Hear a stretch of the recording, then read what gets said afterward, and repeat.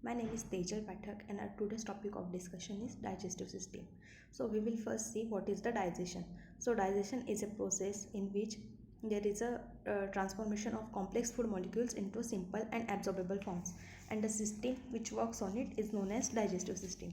So digestive system consists of two major parts. So first one is major organs and second one is accessory glands.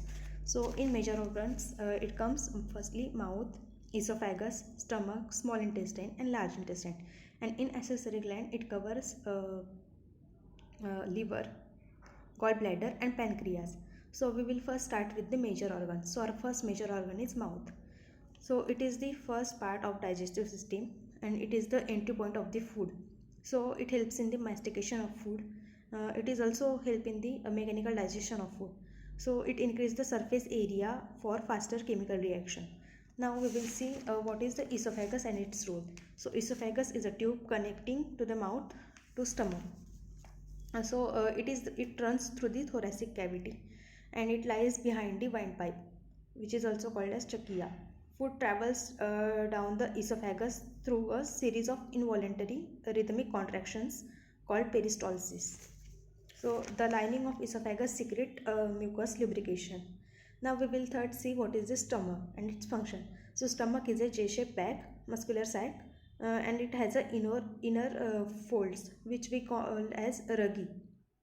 So the function of stomach is before mechanical digestion it prefers mechanical digestion by churning of food and mixing it with the gastric juices. So stomach is basically secretes many digestive juices.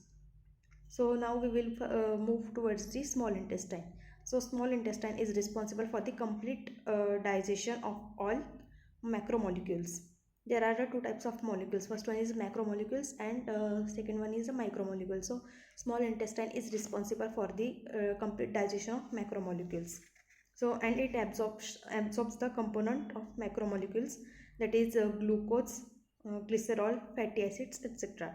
So the main function of small intestine is absorption of nutrients and minerals from food. Now we will see what is the large intestine and its role. So the large intestine is composed of several very distinctive parts, that is cecum, colon and rectum. So colon is again divided into the three categories, three parts, that is ascending colon, transverse colon and descending colon according to its path. Now the function of large intestines are absorption of water, absorption of nutrients and absorption of electrolytes. It also reduces acidity and it also protect from the infection, protect us from the infection. Now we will move towards the accessory organs or accessory glands.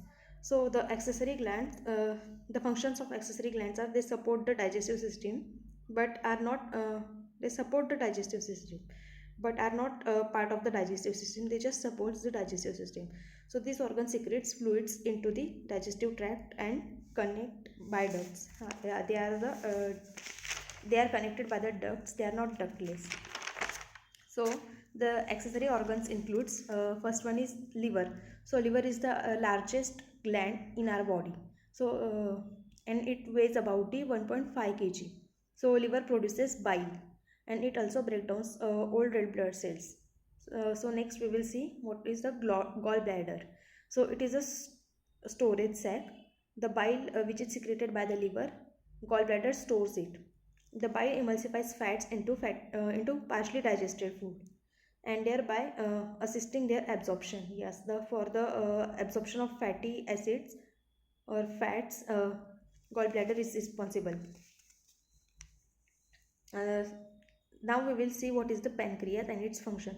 So pancreas secretes the number of enzymes into small intestine. Yes, pancreas is responsible for secreting enzymes. So it helps to digest carbohydrates, lipids, proteins completely. It helps in complete digestion of protein, fats and lipids and carbohydrates.